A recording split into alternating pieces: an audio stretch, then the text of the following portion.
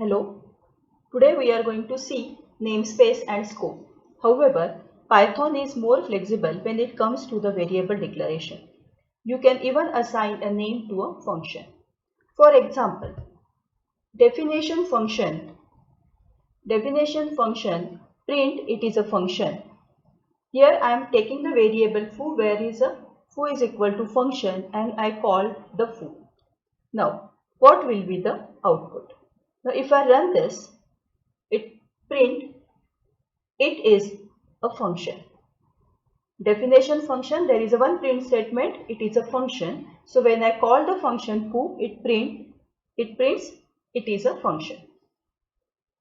Now user can also assign a name and then reuse it.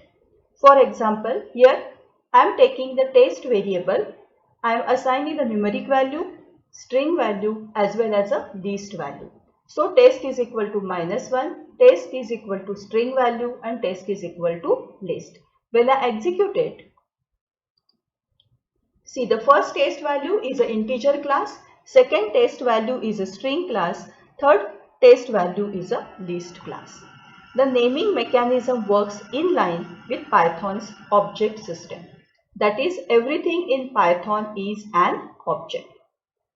Now what is a namespace? It is a mapping from name to object. A namespace is a simple system to control the names in a program. It ensures that names are unique and won't lead to any conflict. For example, the set of built-in names, built-in exception names, global names in the module, local names in the method or function invocation, and set of attributes. Now, what is the important thing to know about the namespace? There is no absolute relation between names to the different namespaces. For instance, two different modules may both define a variable having the same name without any confusion. User of the module must prefix it with the module name. Python implements namespaces in the form of dictionaries. It maintains a name to object mapping where the names acts as a keys and objects as a values. Multiple namespaces may have the same name but pointing to the different variable. There are three types of namespaces. One is a local, global and built-ins. What is a local namespace? This namespace covers the local names inside a function. Python creates this namespace for every function called in a program. It remains active until the function returns. Second type is a global. This namespace covers the names from various important modules used in a project. Python creates this namespace for every module included in your program. It shall last until the program ends. Third type is a built-in. This namespace covers the built-in functions and built-in exception names. Python creates it as the interpreter starts and keep it until you exit. Now the lifetime of the namespaces. Python outlines different scopes for locals, functions, modules and built-ins. So the namespace containing the built-in names is created when the Python interpreter starts up and is never deleted. The global namespace for module is created when the module definition reads in. Module namespace takes care of all the global names from the current module and also lasts until the interpreter quits. Local namespace for a function created when function called or invoked and deleted when function returns or raise exception that is not handled within the function. Recursive invocations each have their own local names. The statement executed by the top level invocation of the interpreter either read from the script file or interactively are considered part of the module called main. So they have their own global namespaces. Now we will see the scope. What is the scope in the Python? Namespaces make our programs immune from name conflicts. However, it doesn't give us a free ride to use a variable names anywhere we want. Python restricts names to be bound by specific rules. So what is a scope? It is a textual region of a Python program where a namespace is directly accessible. The scope determines the parts of the program where user could use that name without any prefix. Now we will see the example.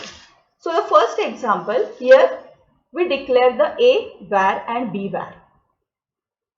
All outside the functions, the declared value of a var is a 5, 7, outer function is a 3 and 9, and in inner function the value will be 4 and 8. So if we execute this program, run, then see what will be the value of a var. Inner function 4 and 8, then outer function 3 and 9, and outermost function 5 and 7. So these values will get printed. Now in the second example, we declare a var is a global variable. So a var is a global variable we declare in the outer function. Now the same values I used here. So 5, 7, 3, 9, 4, 8.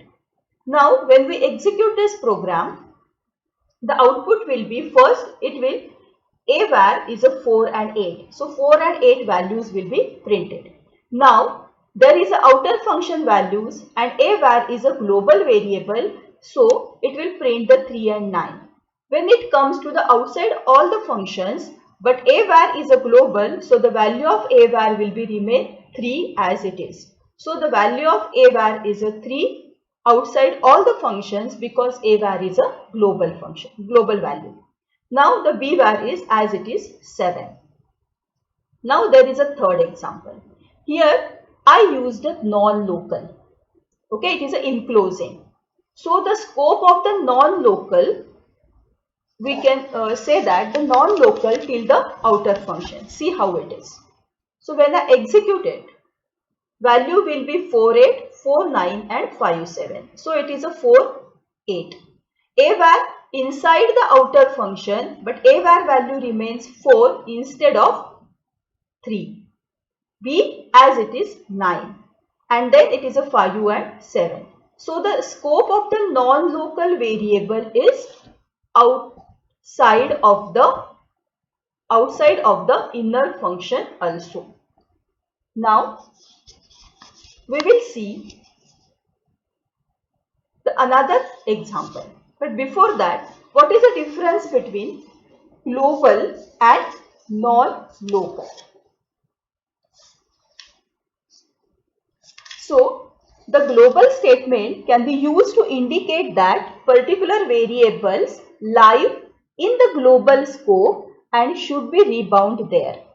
The non-local statement indicates that the particular variables live in an enclosing scope and should be rebound there, and it takes effect primarily in the nested function, and that's why that effect of non-local will be the nested function. So there is a outside of the inner function is a outer function. So inner function is a nested within the outer function.